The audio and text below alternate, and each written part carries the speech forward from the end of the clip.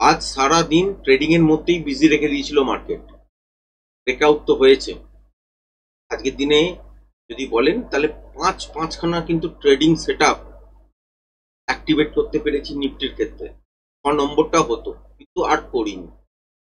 লাইভে আপনাদের সাথে শেয়ার করেছিলাম যে এইখানে একটা মুভমেন্ট আমরা ক্যাপচার করতে পেরেছি। এরপরে এখান থেকে তলার দিকের জন্য আসে, রেঞ্জটা ব্রেক করেনি, ব্রেকআউট লেভেল গতকালকের ভিডিও তো বলেছিলাম। তো এটাই অবধি রিটেস্ট করার পর এখান থেকে বুঝতে পারছেন আবারও উপরের দিকের জন্য মুভ। এখান থেকে আবার এই ডবল টপের কাছাকাছি থেকে ঘুরবে কিনা সেই জন্য এখানেই একবার ট্রেডিং সেটআপ একবার বেরিয়ে যেতে হয়েছে এই সেটআপটা থেকে। তারপর আবারও যখন এই লেভেলটাকে ব্রেক করে সাসপেন্ড করতে শুরু করছে, সেখানেও একটা ছোটখাটো কোয়ান্টিটি নিয়ে কাজ করা সম্ভব হয়েছে। তারপরে এই জায়গাটা যখন মার্কেট চলছিল, লাইভের সঙ্গে আপনাদের সাথে শেয়ার করছিলাম যে আলটিমেট এখান থেকে তলার দিকের জন্যই মুভ আসবে হয়তো।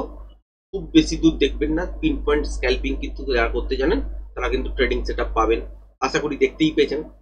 তারপর আবারও কিন্তু এখান থেকে টেকনিক্যালি মুভ, উপরের এই মুভটা কিন্তু পুরোটাই ক্যাপচার করতে পেরেছি ঠিক এই জায়গাটা থেকে, 25,180 এই সব জায়গাটার কাছ থেকে। তারপরে এই যে জায়গাটা দেখতে পাচ্ছেন এর পর থেকেও একটা টেকনিক্যালি মুভ ছিল, কিন্তু এটার মধ্যে আর পার্টিসিপেট করিনি।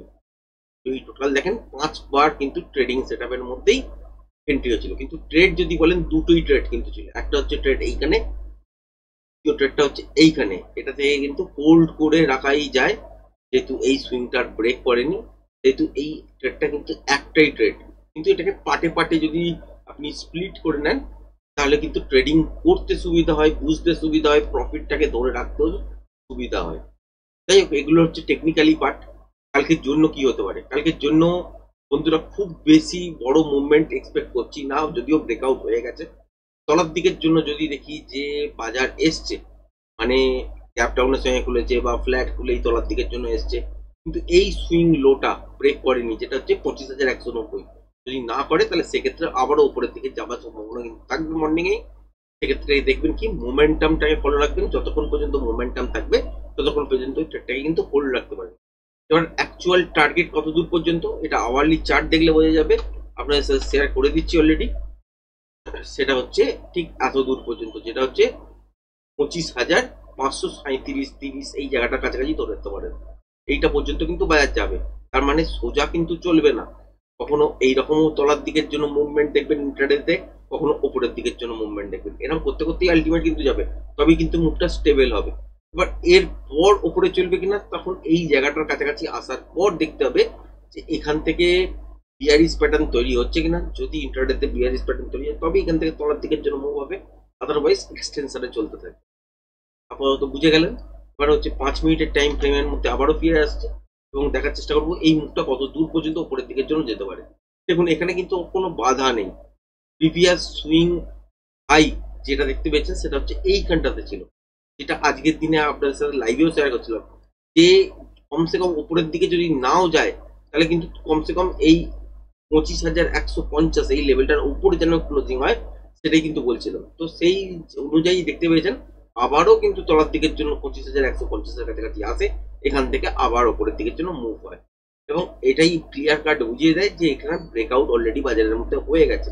এবার এই অনুযায়ী আমরা এখানে আর কি সেটআপ দেখতে পারি, আর সেটআপ দেখতে পারি হচ্ছে যদি দেখি যে গ্যাপ ডাউনে খুলেছে এবং তলার দিকে এই যে জোনটা দেখতে পাচ্ছেন এই জোনটা ব্রেক করে দিয়েছে, যেটা হচ্ছে 25,200 থেকে 190।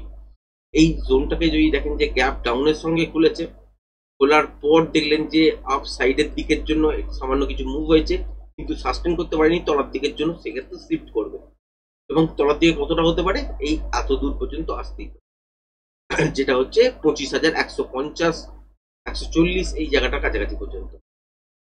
এবার যদি গ্যাপ ডাউনে খুললো, খোলার পর দেখলেন যে আর সুইং লো ব্রেক করলো না, এটাও তো হতে পারে, মানে এইখানে ছোটখাটো গ্যাপ ডাউন নয় বড় সড়ো গ্যাপ ডাউন খুললো ঠিক এই জায়গাটার কাছাকাছি এবং তলার দিকে আসার চেষ্টা করলো কিন্তু বারবার ফেল হতে গেল, তাহলে কিন্তু এখান থেকে রিভার্স হয়ে যাবে। সেক্ষেত্রে রিভার্সাল সাইন দেখলে উপরের দিকের জন্য মুভমেন্ট কিন্তু পাবেন। কতটা পর্যন্ত পেতে পারেন, এই টপটার কাছাকাছি তো পাবেনই পাবেন, এবং তারপরেও যদি দেখেন যে মোমেন্টাম আছে যতক্ষণ আছে ততক্ষণ পর্যন্ত ট্রেডটাকে কিন্তু হোল্ড রাখতে পারেন। এর পরের যে মুভটা তার জন্য আপনাকে ইন্টারডে ফ্রেশ প্রাইস অ্যাকশন দেখতে হবে।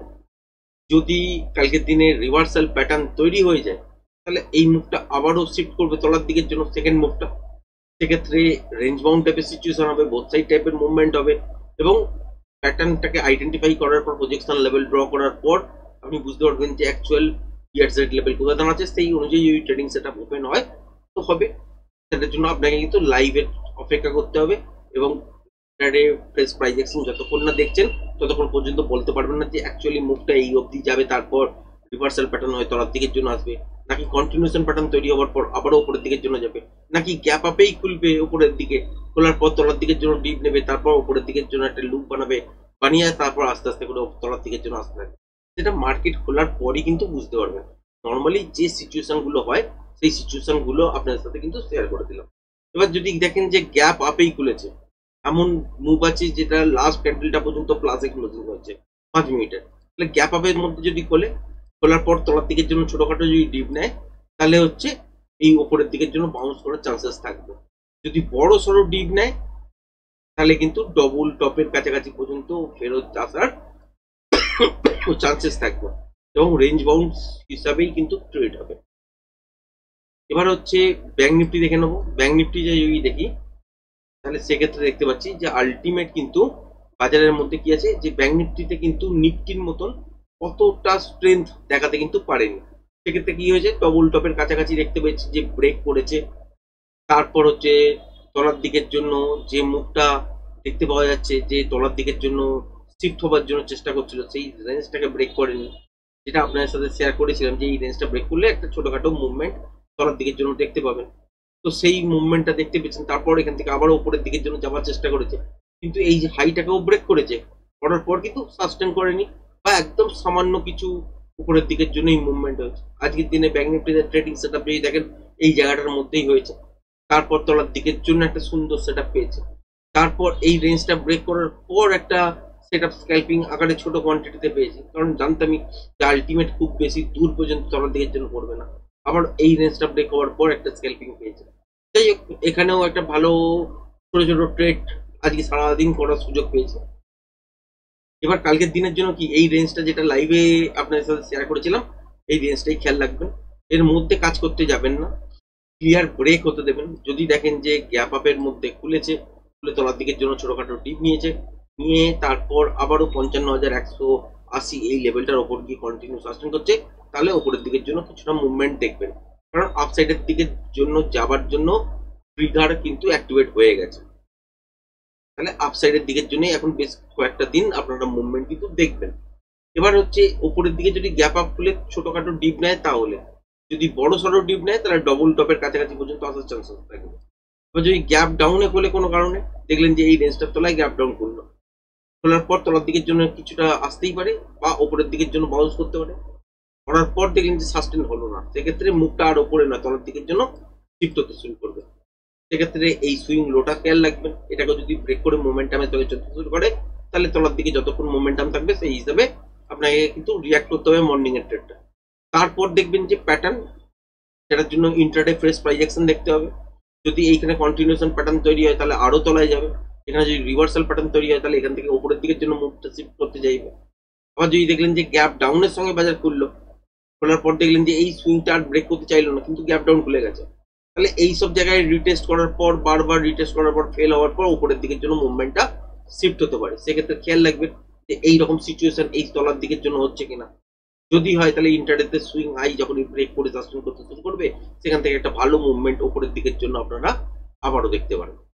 এই ছিল হচ্ছে আগামীকালকের প্ল্যান, মর্নিং এর ট্রেডিং সেটআপটা। আর নেক্সট ট্রেডিং সেটআপ মানে সেকেন্ড হাফের জন্য যে ট্রেডিং সেটআপটা, সেটার জন্য আপনাকে লাইভ দেখতে হবে। লাইভ যদি না দেখেন তাহলে আলটিমেট কিন্তু বুঝতে পারবেন না, কারণ তখনই হচ্ছে আমি এখান থেকে নয় বলতে পারি যে আলটিমেট ওপরের দিকের জন্য মুভটা যাবে, এখানে যদি কন্টিনিউশন প্যাটার্ন হয় তাহলে উপরের দিকে, এখানে যদি রিভার্সাল প্যাটার্ন হয় তাহলে তলার দিকের জন্য, কিন্তু আলটিমেট এখানে কি হবে অ্যাকচুয়াল এই সব মুভমেন্টটা হয়ে যাওয়ার পর, এইরকম মুভমেন্ট হলে মর্নিং এ তো এইরকমই মুভমেন্ট পাবো, যদি এইরকম সিচুয়েশন খোলে তাহলে এইরকম মর্নিং এর দিকে উপরের দিকে মুভমেন্ট পাবো। সেই অনুযায়ী এখানে কি প্যাটার্ন তৈরি হচ্ছে সেটা দেখতে হবে, তার জন্য ইন্টারনেট ফ্রেশ প্রাইস অ্যাকশন লাগবে। সেই জন্য মর্নিং এর যে মুভটা আছে সেটা শেয়ার করে দিলাম। সেকেন্ড হাফে যেটা হবে সেটা আমি লাইভের মধ্যে আপনাদের সাথে ডিসকাস করবো। তো আজকের ভিডিওটা এই পর্যন্তই, ধন্যবাদ।